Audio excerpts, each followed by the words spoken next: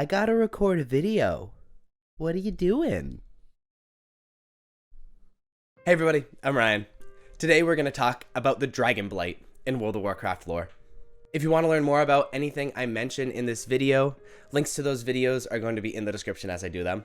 As time went on, after the Titan Pantheon left Azeroth, many life forms flourished.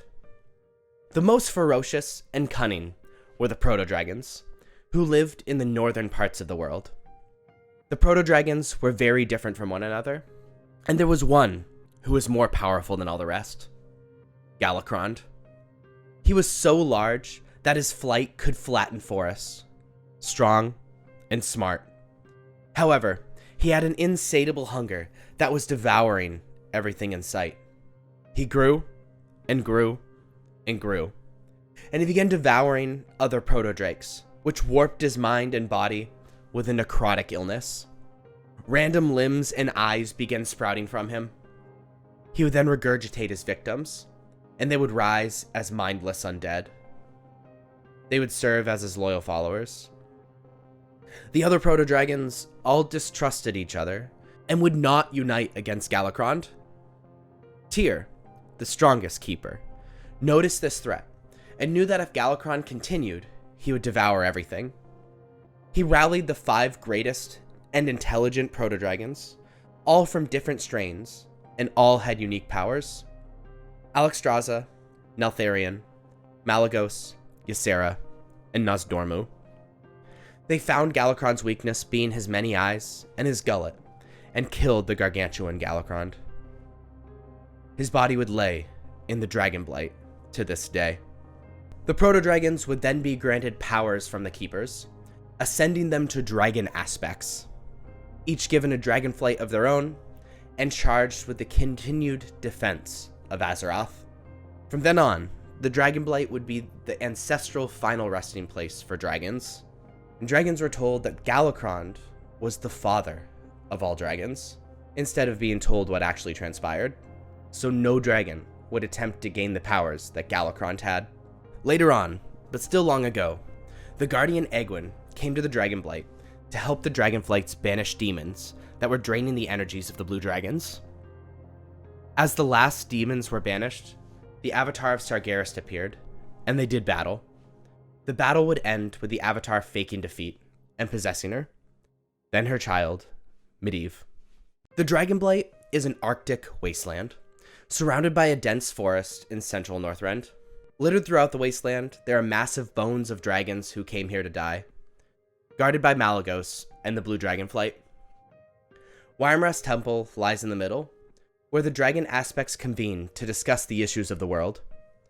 Surrounding Wyrmrest Temple are 5 dragon shrines, 1 for each flight. Under the Dragonblight, and much of the rest of Northrend, is the ancient Nerubian kingdom of Azjol-Nerub. The Lich King invaded the Underground Empire and raised the Nerubians as undead minions of the Scourge. In addition to the dragons, there's also the Magnataur village of Bloodmar, the Taunka capital of Icemist Village, and the Nerubian Sundered Monolith. As the Lich King conquered Northrend, there was also a human village located in the Dragonblight. And the Lich King launched the first version of the Plague of Undeath on this village. Humans quickly died to this plague, and raised as mindless undead, enslaved to the Lich King. Saffron was charged by Malygos, along with others of the Blue Dragonflight, to commune with ancient spirits of dead dragons in the Dragonblight, guard hordes of treasures of the flight, and protect Northrend. Saffron would also search the world for magical artifacts like his compatriot, Azuregos, in order to keep them out of the hands of those inexperienced with magic. Saffron did so for many years, to much success, until Arthas, the Death Knight champion of the Lich King, came to Northrend on his way to save his master from Illidan, where he killed Saffron and raised him into a frostworm. When the Lich King continued to dominate Northrend, he began raising the bones of dragons that died in the Dragonblight into Undeath, into frostworms. When the Horde and Alliance invaded, they worked with Alexstrasza, the Taunka, and the Tuskarr to stop the Lich King from raising these great beasts. In the Lich King's first real counterattack, he launched Naxxramas on Wintergarde Keep, and the Scourge attacked. Scourge spies sowed chaos from within, while Scourge armies assaulted the Horde and Alliance from all sides. This was all while the vanguards were creeping towards Icecrown Citadel, and the counterattack may well divide their armies. Champions from the Horde and Alliance stormed Naxxramas, since it was brought so close to the front lines. For some of these heroes that stormed Naxxramas, it was the second time they faced these horrors, and for them, it was also the second time they slew Kel'Thuzad. This finally deprived the Lich King of his most powerful and loyal lieutenant. After a short distraction from the Blue Dragonflight, which ended with the death of Malygos, the vanguards led by Bolvar Fordragon and Dranosh Saurfang were separately pushing the Scourge armies out of Dragonblight. They began offhandedly working together. For example, when one side attacked the undead, the other side would as well, though no formal agreement was made, and neither would admit to helping the other side. A mutual respect began forming between Dranosh and Bolvar. Eventually, their armies met at the southern entrance to Icecrown, the Wrathgate.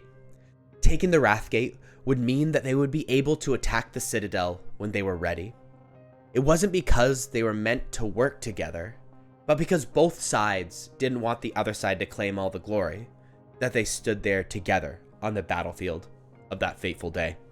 The largest Scourge army ever mustered was in the Dragonblight at the Wrathgate, when the Horde and Alliance, led by Dranosh Saurfang and Bolvar Fordragon respectively, were pushed into Icecrown. The Lich King himself even joined the battle. Unfortunately, Putris of the Royal Apothecary Society launched plague canisters onto the battlefield, killing all of the Horde, Undead, and Alliance there, though the Lich King escaped.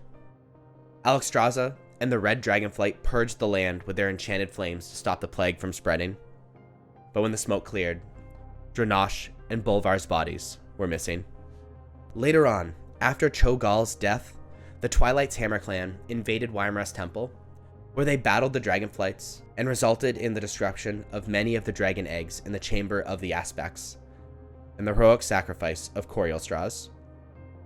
Almost foretelling, this was also the location of the final confrontation with Deathwing, where his reign of terror was finally put to an end. And during the reign of Garrosh Hellscream, he sent Okrut Dragonwaste to the Dragonblight to capture dragons to serve the Horde. Well, the Dragonblight has had a lot of history to it, obviously, and I hope you enjoyed learning about it. If you liked it, please make sure you like and subscribe and leave a comment letting me know how you felt. Check me out on other social media. Links are above me and in the description. Now, make sure if you're a dragon, you go to the Dragonblight to die, but try to make it in a discreet location where you won't be raised into a frostworm, because I imagine that sucks. I'll see you guys later. Bye.